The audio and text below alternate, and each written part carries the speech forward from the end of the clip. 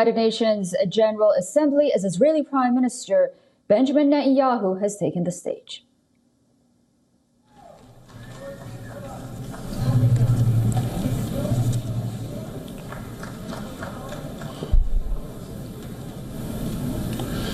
Mr. President,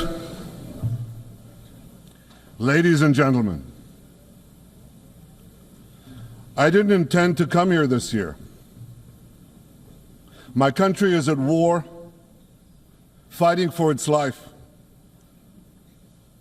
But after I heard the lies and slanders leveled at my country by many of the speakers at this podium, I decided to come here and set the record straight.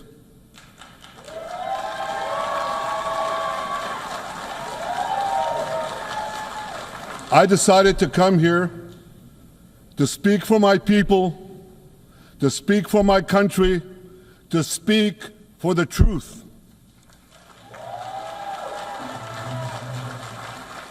And here's the truth. Israel seeks peace. Israel yearns for peace. Israel has made peace and will make peace again.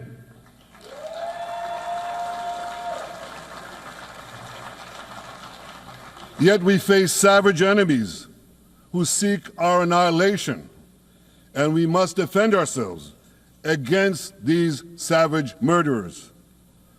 Our enemies seek not only to destroy us, they seek to destroy our common civilization and return all of us to a dark age of tyranny and terror.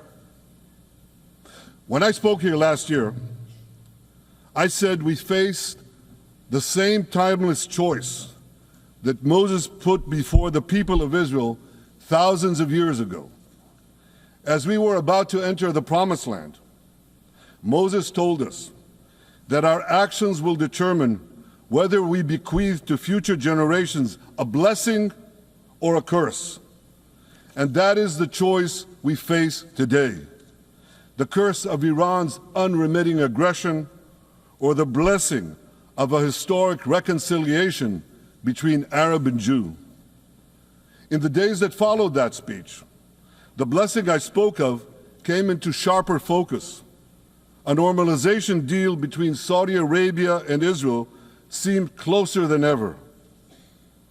But then came the curse of October 7th. Thousands of Iranian-backed Hamas terrorists from Gaza burst into Israel in pickup trucks, on motorcycles, and they committed unimaginable atrocities. They savagely murdered 1,200 people. They raped and mutilated women. They beheaded men. They burned babies alive. They burnt entire families alive, babies, children, parents, grandparents, in scenes reminiscent of the Nazi Holocaust. Hamas kidnapped 251 people from dozens of different countries, dragging them into the dungeons of Gaza. Israel has brought home 154 of these hostages, including 117 who returned alive. I want to assure you, we will not rest until the remaining hostages are brought home too. And some of their family members are here with us today. I ask you to stand up.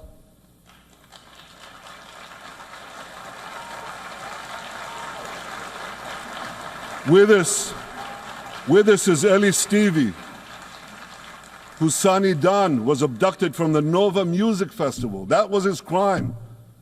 A music festival. And these murderous monsters took him. Kobe Smirno, whose son Jonathan was murdered, and his corpse was taken into the dungeons, into the terror tunnels of Gaza. A corpse held hostage. Salim al-Atrash, whose brother Muhammad, a brave Arab-Israeli soldier, was murdered. His body too was taken to Gaza. And so was the body of Ifat Hyman's daughter in Bar, who was brutally murdered at that same music festival. With us is Sharon Sharabi, whose brother Yossi was murdered, and who prays for his older brother Eli, who is still held hostage in Gaza. And with us too is Izhar Liftich from kibbutz Nir Oz, a kibbutz that was wiped out by the terrorists. Thankfully, we achieved the release of his mother Yocheved, but his father Oded is still languishing in an underground terrorist hell of Hamas. I again promise you, we will return your loved ones home. We will not spare that effort until this holy mission is accomplished.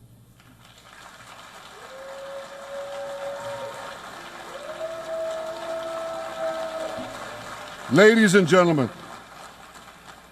the curse of October 7th began when Hamas invaded Israel from Gaza, but it didn't end there. Israel was soon forced to defend itself on 6 more war fronts organized by Iran. On October 8th, Hezbollah attacked us from Lebanon. Since then, they fired over 8,000 rockets at our towns and cities, at our civilians, at our children. 2 weeks later, the Iran-backed Houthis in Yemen launched drones and missiles at Israel, the first of 250 such attacks, including one yesterday aimed at Tel Aviv. Iran's Shiite militias in Syria and Iraq have targeted Israel dozens of times over the past year as well. Fueled by Iran, Palestinian terrorists in Judea and Samaria perpetrated scores of attacks there and throughout Israel. And last April, for the first time ever, Iran directly attacked Israel from its own territory, firing 300 drones, cruise missiles, and ballistic missiles at us. I have a message for the tyrants of Tehran. If you strike us, we will strike you. There is no place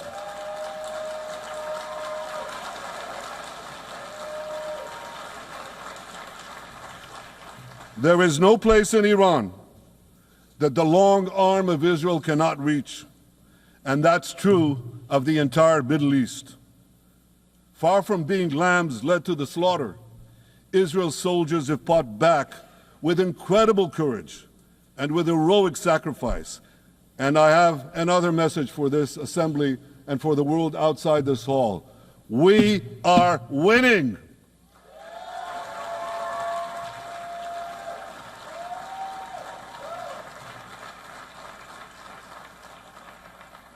Ladies and gentlemen, as Israel defends itself against Iran in the seven-front war, the line separating the blessing and the curse could not be more clear. This is the map I presented here last year. It's a map of a blessing. It shows Israel and its Arab partners forming a land bridge connecting Asia and Europe between the Indian Ocean and the Mediterranean Sea. Across this bridge, we will lay rail lines, energy pipelines, fiber optic cables, and this will serve the betterment of 2 billion people. Now look at this second map. It's a map. Look at the second map. It's a map of a curse. It's a map of an arc of terror that Iran has created and imposed from the Indian Ocean to the Mediterranean. Iran's malignant arc has shut down international waterways. It cuts off trade. It destroys millions, destroys nations from within, and inflicts misery on millions. On the one hand, a bright blessing, a future of hope. On the other hand, a dark future of despair. And if you think this dark map is only a curse for Israel, if you think that, then you should think again. Because Iran's aggression, if it's not checked, will endanger every single country in the Middle East and many, many countries in the rest of the world. Because Iran seeks to impose its radicalism well beyond the Middle East. That's why it funds terror networks on 5 continents. That's why it builds ballistic missiles for nuclear warheads to threaten the entire world. For too long, the world has appeased Iran. It turns a blind eye to its internal repression It turns a blind eye to its external aggression. Well, that appeasement must end, and that appeasement must end now.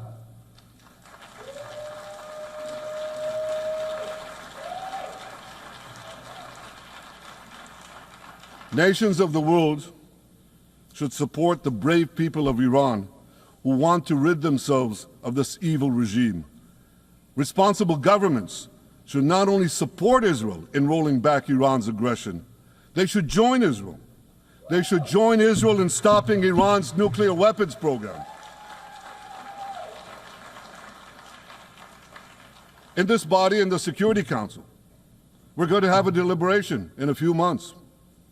And I call on the Security Council to snap back UN Security Council sanctions against Iran, because we must all do everything in our power to ensure that Iran never gets nuclear weapons.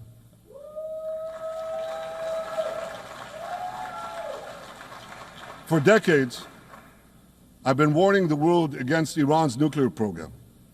Our actions delayed this program by perhaps a decade, but we haven't stopped it. We've delayed it, but we haven't stopped it. Iran now seeks to weaponize its nuclear program for the sake of the peace and security of all your countries.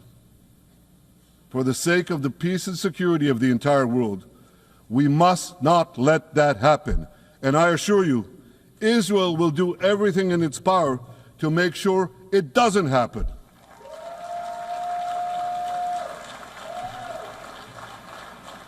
So, ladies and gentlemen, the question before us is simple. Which of these two maps that I showed you will shape our future? Will it be the blessings of peace and prosperity for Israel, our Arab partners, and the rest of the world? Or will it be the curse in which Iran and its proxies spread carnage and chaos everywhere? Israel has already made its choice. We've decided to advance the blessing. We're building a partnership for peace with our Arab neighbors while fighting the forces of terror that threaten that peace. For nearly a year, the brave men and women of the IDF have been systematically crushing Hamas's terror army that once ruled Gaza. On October 7th, the day of that invasion into Israel, that terror army numbered nearly 40,000 terrorists. It was armed with more than 15,000 rockets. It had 350 miles of terror tunnels, an underground network bigger than the New York subway system, which they used to wreak havoc above and below ground. A year later, the IDF is... You're listening to Israeli Prime Minister Benjamin Netanyahu speaking at the United Nations General Assembly here in New York. For all the latest news, download the WION app and subscribe to our YouTube channel.